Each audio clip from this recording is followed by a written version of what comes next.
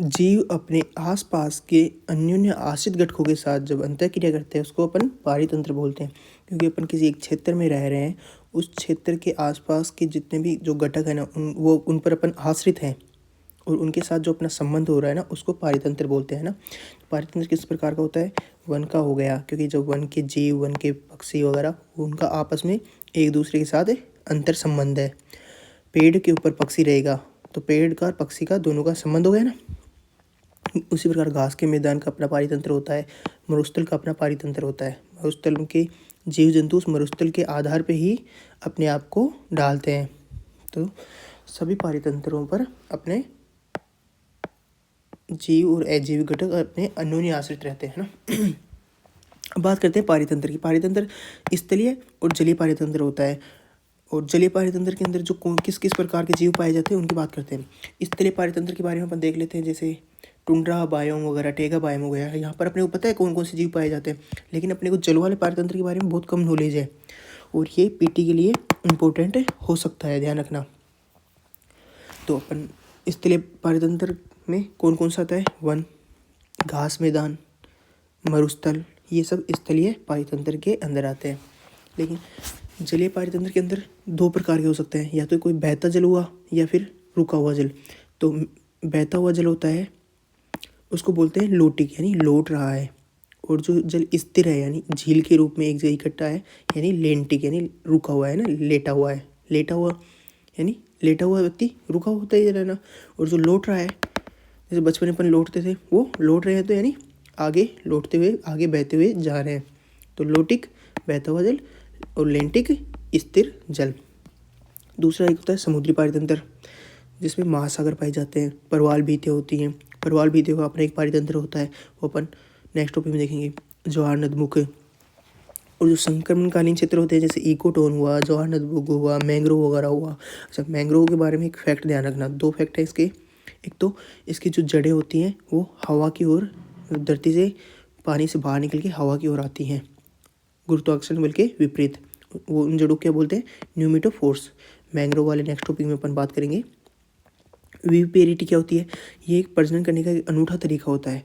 देखो नॉर्मली जो अपना आम, जो भी पेड़, अपन जो पेड़ पौधे देखते हैं उनमें फल क्या होता है? फल ज़मीन पे गिरता है, ज़मीन पे गिरने के बाद अंकुरित होता है। लेकिन जो मैंग्रोव होते हैं ना, उनके फल क्या होते हैं कि जब फल पेड़ के ऊपर ही रहता है ना, तभी वह अंकुरित हो जाता है। क्यों हो जाता है? इसका कारण अपन मैंग्रोव वाले टॉपिक में देखेंगे। अब बात करते हैं बायोम की। बायोम क्या होता है? एक विशिष्ट प्रकार की जलवायु, मतलब कोई एक क्षेत्र है उसकी जलवायु एक विशिष्ट प्रकार की जलवायु है, तो उस क्षेत्र को एक बायोम बोलते हैं। अब उसका वर्गीकरण अपन दो प्रकार से कर सकते हैं, या तो विषुवत से अपन ध्रुव की ओर जाएंगे, उस आधार पर वर्गीकरण कर सकते हैं, या फिर पर्वत पर ऊंचाई की ओर जाएंगे तो उस आधार पर वर्गीकरण कर सकते हैं। पर्वत पर ऊंचाई की ओर जाएंगे तो वर्गीकरण कैसे करेंगे? देखो नीचे पर्वत का जो तल होता है वहाँ पर साधारण रूप से साधारण वनस्पति पाई जाती है, लेकिन जैसे जैसे अपन ऊंचाई की ओर बढ़ते जाते हैं तो हिमरेखा आती है, उसके बाद हिम आना शुरू हो जाता है। तो जो ऊपर पर्वत की ऊंची चोटाई पर जो बिल्कुल बर्फ़ से ढकी रहती है वो बिल्कुल एक ध्रुव की तरह होता है ना, क्योंकि ध्रुव में तो बिल्कुल बर्फ़ पाई जाती है, तो इनमें समानता होती है। तो अपन इनका वर्गीकरण करते हैं अक्षांश और जलवायु के आधार पे। अक्षांश और जलवायु के आधार पे मतलब यानी जैसे जैसे अपन ध्रुव की ओर जाएंगे उसके आधार पर इनका वितरण करते हैं। टुंड्रा बायोम जो बर्फ़ से बिल्कुल ढका हुआ रहता है, यानी ध्रुवों पर, वहाँ पर टुंड्रा बायोम पाया जाता है। अब बर्फ़ से ढका हुआ है, जलवायु क्या विशेषता है? ठंडी है, शुष्क है। ये दो जगह हो सकती है जलवायु, या तो ध्रुवों पे हो सकती है या फिर किसी पहाड़ी की ऊंचाई पे हो सकती है। जो पहाड़ी की ऊंचाई पे जो बर्फ़ जमी रहती है उसको अल्पाइन टुंड्रा बोलते हैं, और जो उच्च अक्षांश यानी ध्रुव की ओर जो ये जलवायु पाई जाती है ठंडी और शुष्क, उसको आर्कटिक टुंड्रा बोलते हैं। ध्यान रखना, जो टुंड्रा बायोम है उसकी विशेषता क्या है? उसकी मृदा परमाफ्रॉस्ट मृदा पाई जाती है। इस मृदा की विशेषता है कि इसकी जड़ें गहराई में नहीं जा पाती। तो जब जड़ें गहराई में नहीं जाए तो क्या पेड़ पौधे होंगे? नहीं। वहाँ पर क्या पाया जाएगा? मोस, लाइकन, सेज, बोनी झाड़ियाँ पाई जाती हैं। और जीव किस प्रकार के पाए जाते हैं? ध्रुवीय भालू, रेंडियर, कस्तूरी बेल वगैरह इस प्रकार के जीव पाए जाते हैं। अच्छा, मैंने पिछले टॉपिक में बताया था कि ध्रुव वाले जो क्षेत्र होते हैं यानी ठंडे क्षेत्र होते हैं वहाँ पर जीव का आकार बड़ा होता है, और अंग छोटे होते हैं। तो उसमें कौन कौन सा रूल लगता है, वो एक तो ब्रिगमैन रूल होता है, जिसमें जो ध्रुवीय क्षेत्र होता है उनके जीवों का आकार बड़ा होता है ब्रिगमैन रूल के कारण, और छोटा अंग होते हैं एलन रूल के कारण। कमेंट करके बताना कि ये छोटे अंग क्यों होते हैं। ध्रुवीय जीव होते हैं ना, उनके अंगों का आकार छोटा क्यों होता है, और उनके जो शरीर होता है यानी उनकी फर मोटी क्यों होती है। मैंने पिछले वाले टॉपिक में इसको अच्छे से समझाया था। टेगा बायोम क्या है? टेगा जब अपन ध्रुव से जब नीचे आ जाते हैं, यानी 50 डिग्री से 70 डिग्री के जो बीच का जो क्षेत्र होता है उसको टेगा बायोम बोलते हैं। अच्छा, एक बात देखना, यहाँ पे मैंने नॉर्थ लगा रखा है, तो आप ये पूछोगे कि विश्व से नॉर्थ की ओर ही क्यों देख रहे हैं, साउथ की ओर क्यों नहीं देख रहे। आपको पता होना चाहिए कि पूरा साउथ अधिकतर भाग में क्या पाया जाता है, समुद्र पाया जाता है। नॉर्थ की ऐसा क्षेत्र है जहाँ पर स्थल वाला भाग अधिक है, और समुद्र की जलवायु तो एक प्रकार से होगी ना। तो 50 डिग्री नॉर्थ से 70 डिग्री नॉर्थ का टेगा बायोम बोलते हैं। टुंड्रा के बाद आया टेगा। ध्यान रखना, सबसे बड़ा स्थलीय बायोम है। क्यों है? क्योंकि सबसे बड़ा क्षेत्र पाया जाता है यहाँ पर। 50 डिग्री से 70 डिग्री नॉर्थ के बीच में सबसे बड़ा स्थल वाला क्षेत्र है, इस कारण ये सबसे बड़ा स्थलीय बायोम है। इसकी जलवायु कैसे होती है? लंबी और बहुत ठंडी सर्दियाँ होती हैं, और छोटी और ठंडी गर्मियाँ होती हैं। छोटी और ठंडी गर्मियाँ क्यों होती है? देखो, सूर्य का आपतन कोण होता है ना, 50 डिग्री से 70 डिग्री के बीच में सूर्य का जो आपतन कोण होता है कम जाता है, कम होता है। क्यों होता है? क्योंकि यहाँ पर 50 डिग्री से 70 डिग्री नॉर्थ पर सूर्य की किरणें अधिक लंबवत कब पड़ेंगी? जब अपना जो सूरज है वो 21 जून को जो अपनी कर्क रेखा है उसके ऊपर लंबवत होगा। जब उसके ऊपर लंबवत होगा तो ही कुछ किरणें तिरछी रेखा में 50 से 70 डिग्री के ऊपर अपनी किरणें जाएंगी, यानी वहाँ पर सूर्य तप जाएगा। उसके बाद जैसे ही वापस नीचे आ जाएगा, यानी सूर्य का दिशाएं हो जाएगा, वो अपनी मकर रेखा की ओर जाने लग जाएगा, तो सूरज की किरणें यहाँ पर पड़ना बंद हो जाएंगी। तो केवल कुछ टाइम तक ही यहाँ पर सूरज की किरणें सीधी रेखा में, मतलब सीधी रेखा में तो बिल्कुल नहीं पड़ती, तो कुछ तिरछी रेखा में जो पड़ती हैं जहाँ, जिसकी वजह से थोड़ा सूरज ताप अधिक मिल जाता है, तो वो बहुत कम होता है। और वो कब होता है? गर्मियों के टाइम में। और गर्मियों के टाइम में बहुत कम, ठंडी गर्मी बहुत छोटी होती है। क्यों होती है? क्योंकि 21 जून के आसपास ही यहाँ पर सूरज की किरणें पहुँच पाती हैं अच्छे से। और 21 केवल एक दिन ही ऐसा होता है जहाँ पर कर्क रेखा पर सूरज रहता है, उसके बाद वापस नीचे आने लग जाता है और पहले ऊपर जा रहा होता है। तो कम टाइम के लिए ही यहाँ पर सूर्य ताप प्राप्त हो पाता है अच्छे से। इस कारण इनकी जो गर्मियाँ होती हैं वो छोटी और ठंडी होती हैं। ध्यान रखना, ये फैक्ट है, और आई थिंक आपको सबको पता भी होगा। यहाँ पर वनस्पति कौन सी पाई जाती है? शंकुधारी और सदाबहार वन पाए जाते हैं। शंकुधारी, सदाबहार वन पाए जाते हैं। शंकुधारी वनों की एक विशेषता होती है, इनकी पत्तियाँ सुई की जैसी होती हैं। अब बताओ सुई की जैसी क्यों होंगी? क्योंकि यहाँ पर जब बहुत अधिक ठंड है, ठंड अधिक है, तो वहाँ पर बर्फ़ पड़ती रहेगी तो पेड़ों के ऊपर बर्फ़ जम जाएगी, तो उनकी पत्तियाँ सुई की जैसी होती हैं ताकि उस बर्फ़ को काट सकें और अपने ऊपर अधिक देर तक जमने ना दें। यदि बर्फ़ अधिक देर तक पेड़ के ऊपर जमी रह जाएगी तो पेड़ नष्ट हो जाएगा ना। इस कारण सुई की तरह इनकी पत्तियाँ होती हैं। मिट्टी कैसे पाई जाती है? टुंड्रा में मिट्टी कौन सी पाई जाती थी? परमाफ्रॉस्ट प्रकार की। उसकी क्या विशेषता थी? कि स्थायी रूप से जमी हुई मिट्टी और जड़ों को अधिक गहराई में नहीं जानती थी। टेगा में किस प्रकार की मिट्टी पाई जाती है? अम्लीय और पोषक तत्वों से में खराब। इसको कौन सी मृदा बोलते हैं? पोडजोल मृदा। पोडजोल मृदा की विशेषता क्या है? अम्लीय और पोषक तत्वों में वो खराब होती है। जीव कौन से पाए जाते हैं? भालू, भेड़िया, मूस, लिंक और बीवर। अब बात करते हैं समशीतोष्ण पर्णपाती वन। ये शरद ऋतु में इनमें पर्णपात होता है, इस कारण इनको पर्णपाती वन बोलते हैं। समशीतोष्ण पर्णपाती वन की जलवायु विशेषता है कि यहाँ पर 4 स्पष्ट मौसम होते हैं, सर्दी, गर्मी वगैरह। वनस्पति कौन सी पाई जाती है यहाँ पर? चौड़ी पत्ती वाले पर्णपाती पेड़। यहाँ इनकी पत्तियाँ चौड़ी होती है, जैसे ओक, मेपल, बीच, हिकारी। मिट्टी यहाँ की बहुत उपजाऊ होती है। ध्यान रखना, वर्षा वनों की तुलना में मिट्टी समशीतोष्ण पर्णपाती वनों की अधिक उपजाऊ होती है। क्यों? यहाँ के पत्ते जड़ेंगे, पत्ते जड़ के अपघटित होंगे, और अपघटित होकर जो उनकी ह्यूमस की मात्रा है वो मिट्टी में जमा हो जाएगी। लेकिन जो वर्षा वन होते हैं उनमें पीटी का शायद PYQ का प्रश्न है ये, कि सर्वाधिक अधिक समृद्ध मृदा कहाँ पर पाई जाती है। तो मैंने वर्षा वन करके आ गया था, मुझे लगा कि वहाँ पर तो सर्वाधिक पतझड़ भी होता है और वहाँ पर पत्ते अधिक गिरते हैं, वहाँ पर जैव विविधता अधिक है, तो वो मिट्टी गल के ह्यूमस का निर्माण करेगी। लेकिन ऐसा नहीं होता। क्यों? वो अपन अभी नेक्स्ट वर्षा वन वालों में देखते हैं। शीतोष्ण घास मैदान देखते हैं अब आगे। महाद्वीप के आंतरिक भाग में पाई जाती है ये। महाद्वीप के आंतरिक भाग में क्यों पाई जाएगी? क्योंकि महाद्वीप के पूर्वी क्षेत्र की ओर तो वर्षा होती रहती है तो यहाँ पर वन पाए जाएंगे। उसके बाद घास मैदान यानी वर्षा की मात्रा में कमी हो जाएगी तो वहाँ पे ज़्यादा बड़े पेड़ नहीं हो पाएंगे, केवल घास ही हो पाएगी। और उसके आगे जाएंगे तो मरुस्थल पाया जाएगा, क्यों वहाँ पर वर्षा की मात्रा बहुत कम हो जाएगी। तो समशीतोष्ण घास मैदान, इनकी जलवायु अर्धशुष्क वर्षा होती है 25 से 75 सेंटीमीटर। चरम मौसम पाया जाता है, या तो ठंडी सर्दियाँ होंगी या गर्मी होगी। जीव कौन सा? बायसन, प्रेरी डॉग्स वगैरह। अच्छा, जो घास मैदान है उनका सब जगह अलग अलग नाम है। आपने प्रेरी का नाम सुना होगा, प्रेरी डॉग का नाम सुना होगा, प्रेरी घास का मैदान कहाँ पर पाया जाता है? उत्तरी अमेरिका में। दक्षिण अमेरिका में पम्पास पाया जाता है, मतलब इन घास के मैदानों का ही नाम है, दक्षिण अमेरिका में पम्पास। यूरेशिया में, यानी यूरेशिया कौन सा अपना, जो अपना मध्य एशिया वगैरह का वाला क्षेत्र है ना, उसको यूरेशिया बोलते हैं ना, उसमें स्टेपी बोलते हैं। आपने जब हिस्ट्री पढ़ी होगी तब आपने सुना होगा कि जो शक वगैरह जो आए थे आक्रमणकारी प्राचीन भारत में, तो वो कहाँ से आए थे? वो आए थे मध्य एशिया के घास मैदानों से, है ना। तो घास मैदान कौन से हैं? स्टेपी घास मैदान। दक्षिण अफ्रीका में इन घास मैदानों को वेल्स बोलते हैं। ऑस्ट्रेलिया में डाउन, ऑस्ट्रेलिया सबसे नीचे ना, डाउन में इसलिए डाउन्स। हंगरी में पुस्ताज। तो इनका ये नामकरण ध्यान रखना। उष्णकटिबंधीय वर्षावन, यानी इसी की बात करी थी कि इसकी मृदा के बारे में ज़्यादा उपजाऊ नहीं होती।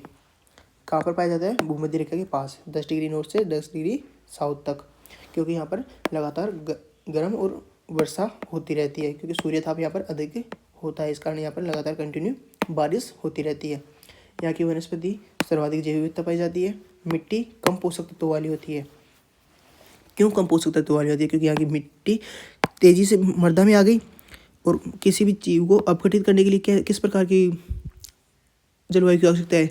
उसमें उष्णता होनी चाहिए, आर्द्रता होनी चाहिए, वो सभी मौजूद है। इस कारण वो जैसे ही मिट्टी पर पत्ती आके गिरी तो पत्ती तुरंत अपघटित हो जाएगी, और अपघटित होने के बाद वो मृदा में नहीं रह पाएगा, वो पेड़ द्वारा वापस पुनः अवशोषित कर लिया जाएगा उससे, जो मृदा का जो मिट्टी का जो ह्यूमस रहेगा ना उसको। इस कारण यहाँ की मिट्टी तो कम पोषक तत्वों वाली होती है, लेकिन जो पेड़ होते हैं उनके तनों में अधिक पोषणता पाई जाती है। तो ध्यान रखना, उष्णकटिबंधीय वर्षावनों की मिट्टी कम पोषक तत्वों वाली होती है, और वहीं जो समशीतोष्ण पर्णपाती वनों की मिट्टी सर्वाधिक पोषक तत्वों वाली पाई जाती है। सवाना बायोम, उष्णकटिबंधीय वर्षावनों और मरुस्थलों के बीच का जो संक्रमण क्षेत्र है, यानी यहाँ पर तो मरुस्थल है और यहाँ पर वर्षावन है, इनका जो बीच का क्षेत्र है जिसमें पेड़ पौधे पाए जाते हैं, घास पाए जाते हैं, उनको सवाना बायोम बोलते हैं। वनस्पति, घास और पेड़ पौधे कौन से होंगे? जिनमें आग ना लगे। आग क्यों? क्योंकि जो यहाँ जो ये क्षेत्र है उसकी जलवायु की विशेषता है कि वो साल भर गर्म रहता है। साल भर गर्म रहेगा तो आग लगने की संभावना अधिक रहेगी। तो पेड़ पौधे किस प्रकार पाए जाएंगे ताकि आग ना लगे, आग लगे तो भी वो आग में बच पाए। इसकी विशेषता है इस सवाना बायोम की आग लगना, चराई करने वाले शाकाहारी जीव और मौसमी वर्षा। इन्हीं कारण देखो पीटी में पूछा जाए कि सवाना बायोम कभी सवाना बायोम वनों में परिवर्तित नहीं हो पाए। क्यों? क्योंकि वहाँ पर पेड़ पौधे उनको आग लगती रहती है, जो चराई करने वाले जीव होते हैं वो अधिक पाए जाते हैं तो वो उनको खा जाते हैं, और वर्षा जो होती है वो बहुत कम होती है, मतलब एक ही मौसम में साल में एक ही बार वर्षा होती है। इस कारण ये जो घास मैदान है ये वनों में परिवर्तित नहीं हो पाए। स्थलीय बायोम, मरुस्थलीय बायोम की बात करते हैं। उपोष्णकटिबंधीय उच्च दाब वाली बेल्ट होता है, जैसे जो अपना जब ज्योग्राफी में पढ़ रहे थे अपन तब मैंने बताया था कि महाद्वीप के पश्चिम किनारों में मरुस्थल क्यों पाए जाते हैं, क्योंकि यहाँ तो ठंडी धारा पाई जाती है, यहाँ पर हाई प्रेशर होता है, और यहाँ पर वर्षा की मात्रा भी जैसे जैसे आगे बढ़ते जाते हैं अपन तो वर्षा की मात्रा में कमी होती जाती है। तो इस कारण महाद्वीप के पूर्वी क्षेत्र में वर्षा वन अधिक होता है, फिर पर्णपाती वन, और फिर लास्ट में महाद्वीप के पश्चिमी किनारे पर मरुस्थल पाया जाता है, क्योंकि वहाँ पर वर्षा कम होती है। एक तो ये कारण हो गया है, यानी महाद्वीप के इस क्षेत्र में पाया जाएगा। दूसरा, कोई क्षेत्र है पहाड़ी का, मान लो पहाड़ी का जो क्षेत्र है, तो क्या पहाड़ी के एक साइड तो वर्षा हो गई तो दूसरी साइड वर्षा नहीं होती ना, यानी पहाड़ी के जो छाया क्षेत्र बन रहा है, वर्षा छाया क्षेत्र बन रहा है, तो दूसरी साइड जब वर्षा नहीं होगी तो वहाँ पर भी मरुस्थल की स्थिति बन जाएगी। तो मरुस्थलीय बायोम या तो पहाड़ियों के वर्षा छाया क्षेत्र में होता है या उपोष्ण उच्च दाब वाले क्षेत्र में पाया जाता है। विशेषता क्या है? अत्यंत कम वर्षा होती है। गर्म मरुस्थल होते हैं और ठंडे मरुस्थल होते हैं, दो प्रकार के हो गए। गर्म मरुस्थल की विशेषता तापमान में उस दैनिक विभिन्नता पाई जाती है, और जो ठंडा मरुस्थल हो वहाँ पर सर्दियाँ ठंडी और बर्फबारी होती है, जैसे लद्दाख वगैरह का क्षेत्र हो गया हो ना। वनस्पति कौन सी पाई जाती है? जेरोफाइटस। जेरोफाइटस वनस्पति की एक विशेषता है, जो मोटी, इनकी पत्तियाँ मोटी पाई जाएंगी ताकि अधिक पानी को अपने अंदर भर के रखें, और पत्तियाँ छोटी छोटी पाई जाएंगी। छोटी पत्तियाँ क्यों पाई जाएंगी? ताकि पानी का जो गर्मी में पानी का जो वाष्पन होगा ना वो कम मात्रा में हो पाए। और पत्तियों को जैसे कांटे पाए जाएंगे, कांटे होंगे तो नुकीले होंगे ना, तो उनमें और भी कम मात्रा में पानी का अवशोषण होगा। तो इस विशेषता कौन से बोलते हैं? जेरोफाइटस। याद रखने का कौन सा फैक्ट है इसमें कि यहाँ पर वनस्पति जेरोफाइटस प्रकार की पाई जाती है। अब यहाँ के जीव रात्रिचर होते हैं। कारण बता सकते हो रात्रिचर क्यों होते हैं? रात्रिचर होने का कारण यही है कि दिन का तापमान तो बहुत अत्यधिक होगा ना, मरुस्थल है, तो इस कारण रात के समय में जब तापमान नॉर्मल होता है तो यहाँ के जीव रात के समय में अपना भोजन की तलाश में निकलते हैं। अब एक जगह डायग्राम समझो। ध्रुवों पर ध्रुवीय टुंड्रा पाया जाता है, और उससे नीचे टेगा बायम पाया जाता था 50 से 70 तक। टेगा बायम को बोरियल वन भी बोलते हैं। फिर पूर्वी क्षेत्र में शीतोष्ण पर्णपाती वन, बीच में जाएंगे वर्षा कम होगी तो घास के मैदान, और पश्चिमी क्षेत्र में मरुस्थल पाया जाता है। और जो अपने विषुवत रेखा के पास का क्षेत्र, उष्णकटिबंधीय जो क्षेत्र होता है, वहाँ पर पूर्वी क्षेत्र में वर्षा वन पाए जाएंगे। फिर जैसे वर्षा की मात्रा कम हो गई तो पर्णपाती वन पाए जाएंगे। फिर और वर्षा कम हो गई तो घास के मैदान पाए जाएंगे, और कम हो गई तो गर्म मरुस्थल पाए जाएंगे, जैसे अपना थार का मरुस्थल। अच्छा, अभी मैं बात कर रहा था पारितंत्र की। पारितंत्र मैंने बोला जलीय पारितंत्र के जीवों के बारे में अपने को नॉलेज नहीं होता, जो कि पीटी के लिए इम्पोर्टेंट अब हो सकता है, पीटी में पूछ सकता है। मैंने 2-3 टेस्टों में इनको देखा है अभी हाल ही में। जलीय पारितंत्र के जीव कौन से होते हैं? इनको किस आधार पर वर्गीकृत करेंगे? उनके निवास स्थान के आधार पर, या उनकी तैरने की क्षमता कैसी है? क्या वो जल पर तैर पाते हैं, सक्रिय रूप से जल की धारा के विरुद्ध जा पाएंगे क्या, या जल की धारा जिस साइड जा रही है उसी साइड जा पाते हैं, या कहाँ पर निवास करते हैं? तल के ऊपर निवास करते हैं या समुद्र ऊपरी सतह पर निवास करते हैं? इनके आधार पर इनका वर्गीकरण करते हैं। तो प्लैंकटन कौन सा होता है? ये सूक्ष्म जीव होते हैं जो जल की धारा के साथ साथ तैरते हैं। जिस साइड जल जा रहा है उसी की साइड तैरते हैं, सक्रिय रूप से तैर नहीं सकते, जैसे डायटम और जूप्लैंक्टन। नेक्टन क्या होता है? जो मछलियाँ वगैरह होती है ना, ये जल की धारा के विरुद्ध भी तैर सकती हैं और सक्रिय रूप से उसके साथ भी तैर सकती हैं, है ना। तो जो सक्रिय रूप से जल की धारा पर तैरते हैं उनको नेक्टन बोलते हैं। कौन सी? मछलियाँ, कछुए और व्हेल वगैरह जो भी हुई ना, कि जो जल की जिस तरफ धारा जा रही है उसके साइड भी तैर सकते हैं और उससे विपरीत साइड भी तैर सकते हैं, यानी सक्रिय रूप से हैं ये। इनमें इतनी क्षमता है कि जल पर तैर पाएँ। लेकिन जो प्लैंकटन होते हैं वो जल की धारा के साथ साथ बह जाते हैं। बेंथोस कौन से होते हैं? बहने वाला भी देख लिया, सक्रिय रूप से चलने वाला भी। अब कुछ ऐसे जीव भी होते हैं ना जो रेंगते रहते हैं तल के ऊपर। समुद्र की जो गहराई होती है, जो पानी की जो गहराई होती है उस पर रेंगते रहते हैं, तो उनको जो जल की निकाय के तल पर रेंगते रहते हैं उसके भीतर, है ना, उनको क्या बोलते हैं? बेंथोस बोलते हैं। एग्जाम्पल केकड़े या स्टारफिश, ये क्या करते हैं? तल के ऊपर रेंगते रहते हैं, है ना। तो ये हो गया अपना जलीय पारितंत्र। कल देखेंगे अपन आर्द्रभूमि के बारे में, और रामसर कन्वेंशन वगैरह क्या है, चिल्का झील, और अपने मॉन्ट्रिक्स रिकॉर्ड में क्यों बनाया जाता है, मॉन्ट्रिक्स रिकॉर्ड है क्या वगैरह, इसका संरक्षण किस प्रकार किया जाएगा। अमृतद्रोह और फैल देखेंगे जो कि इम्पोर्टेंट है पीटी और मैथ्स दोनों के लिए। और उसके बाद आर्द्रभूमि के बाद अपन मैंग्रोव वगैरह ये सब टॉपिक कंप्लीट करेंगे। तो अपनी 2-3 क्लास में अपनी इकोनॉमी का जो बेसिक वगैरह और पारिस्थितिकी के संबंधित जो भी टॉपिक है वो कंप्लीट हो जाएंगे। उसके बाद अपन जैव विविधता करेंगे, और फिर प्रदूषण और पर्यावरण परिवर्तन, फिर अपनी जोग्राफी इन्वायरमेंट कंप्लीट हो जाएगी। Okay, bye bye, take care.